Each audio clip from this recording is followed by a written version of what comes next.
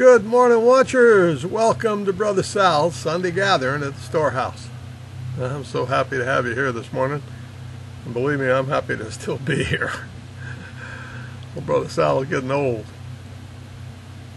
Started in 1980, and I was 43, 44 years old. Now, a couple of months, I'll be 75. I went on this journey a long, long time ago.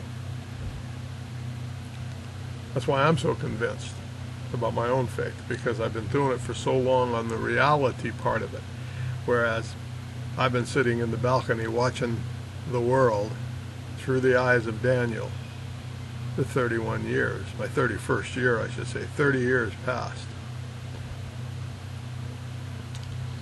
In that, watch, checking out God to see whether or not prophecy is really worth looking into or not, because I was hooked from the time I was a young person on prophecy. I didn't know about prophecy. I just read about things in different magazines, and I was saying, wow, I wonder if that's all true, that the world's going to end and blah blah blah, all those things. And I was a Catholic, of course, in those days when I was young, and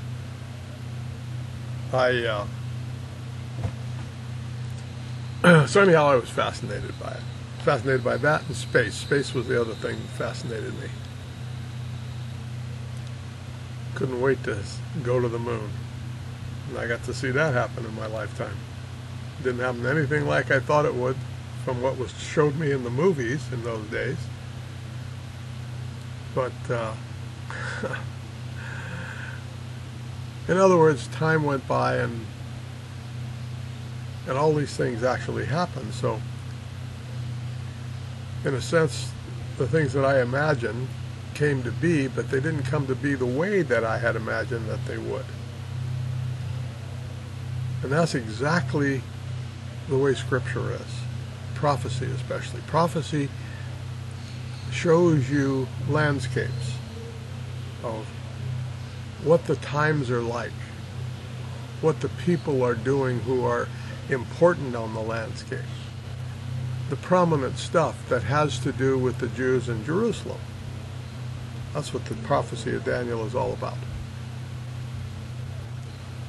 And so over the 30 years of watching the Jews from up in the balcony with an unbiased opinion, I just wanted to see if this were going to happen. And as I began to see over the years, it caused me to have a very deep belief in God himself, because he said, if you seek me, you'll find me. And I was definitely seeking. I wasn't really looking for God. I was looking for the performance of God on the stage of history in my studies and in my watching that led to my studies. In other words, I needed to know it back as far as I could find it in history, all the way back to at least Babylon, before then in Egypt. And that took a long time. It was a long study. A lot of things to understand and check out, so that you had different people's opinions. But the most important thing about the present time was that your opinion was coming from the reality of what was going on. So you had to watch the present day stage, as I call it, every day, and develop the roadway from the time of today when you started watching it, and back through the study of how it came into existence, all the way through until it was either happening or it was not. Everybody else in the prophecy world, in today's world, that I became acquainted with way back then, when the internet first started, and when all of the stories that you see on the internet today, all of the big sites and everything about prophecy, when that was all beginning. Prophezine magazine and all those kind of people were just starting out. They rejected what I had to say completely. absolutely rejected what I was teaching. It went against everything that every other one of these so-called prophecy gurus were talking about. They were all talking about, and still are talking about, the Antichrist that they're looking for, coming from the European Union, from the West. And I used to tell them then, and I'm telling them now, you're looking in the wrong direction. It's happening behind your back. It's coming from the East. I wrote to them. I sent them my materials, my studies, my CDs, everything. Nothing. Nothing at all. And now here we are. Let's fast forward. We're into time now from when we first started in 1996 with the public, making the public aware of what we knew from the study that started in 1980. 1980, 1996, we started to tell the story, but we watched it. From 1980 to 1996, the progress of the Jews in Jerusalem on the stage of history, and how Daniel was beginning to show, and how Paul said, see, by then we'd been introduced to Paul, because Paul brings the Daniel into existence to what they call the Christian church, the thing that I call the followers of Christ. And the Christian church is a religion. And the followers of Christ is a way of life. It has nothing to do with religion. It has to do with the things they use in religion, but it has to do directly with your personal relationship. I teach that continuously, and anybody who watches me knows that. But the watch through history that introduced us to Paul shows Paul now getting into the picture of watching Daniel himself. He knew that there would be a peace that would come. He saw it then. He reckoned it was between the Romans at that time, as he certainly would. That's why the people that he taught, the Thessalonians and the Corinthians and the Colossians and all of that whole neighborhood that got his teaching all through Turkey there, what is today Turkey,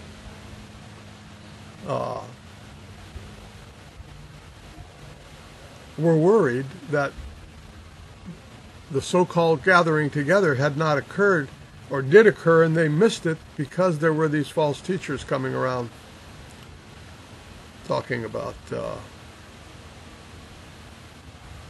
they're in the Great Tribulation that Paul had spoken of. And they were all worried about that. Paul had to address it. So Paul surely was thinking that it could have been happening in his time. But it doesn't.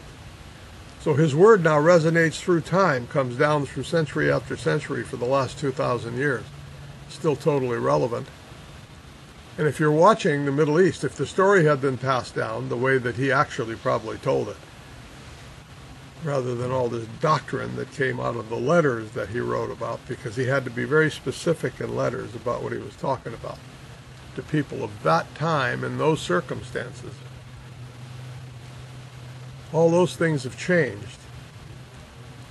And I like to say that nothing changes except the changes, and everything else remains the same. So the only thing that changed through time is what led us to where we are today. But you see, the scripture, or what we call the scripture, but the letters of Paul remain the same. So they're still speaking to us today. All of this is to make a point that when God said that he saw it from the beginning to the end, he's telling these prophets, or telling us through these prophets,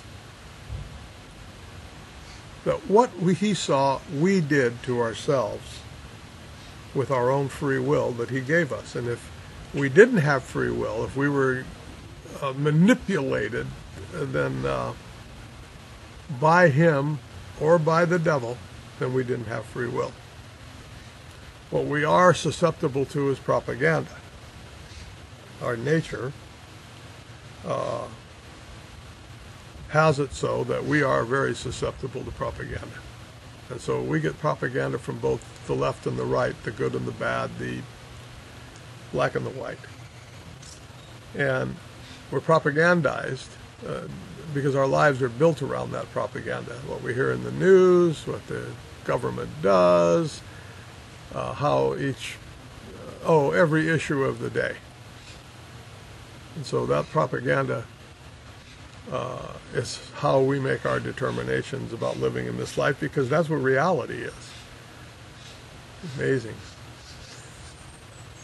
That's what it has become on earth. And that is under the influence, but not the direct control of, what we call the devil. The other side. Now, God has equal amount of propaganda going on for him. But his is made to look like it doesn't make sense, and why would anybody want to believe it? When the other side, when the devil's propaganda makes a lot of people rich and happy in their lives, they think they're fulfilled worldly, when God is talking about never mind worldly, because worldly is terminal. So you better be thinking spiritually, and that doesn't appeal to us. Eternity doesn't appeal to us right now, not until you start getting as old as I am. Then eternity begins to appeal to you very much. And being an individual who wanted to know which way I should go at a time in my life when I had the opportunity to go either way, he came into my life and set me on this trail, which showed me exactly why I chose this way. Everything he said is true. It's much more abundant following Christ. I wish I could every minute of every day, instead of 8 seconds out of the hour or whatever it is, that I can keep my attention on him. It gets better with practice, but you have to think of nothing else. And that doesn't allow you to live an abundant life, doesn't allow you to experience everything else that God has for you here, because what you came to do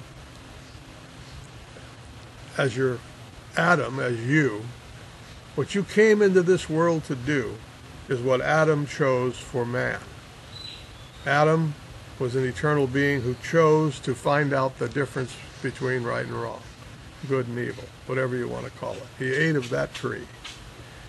But to eat of that tree brings you into the realm of no longer being eternal, because if you already knew good, and now you wanted to know what evil was.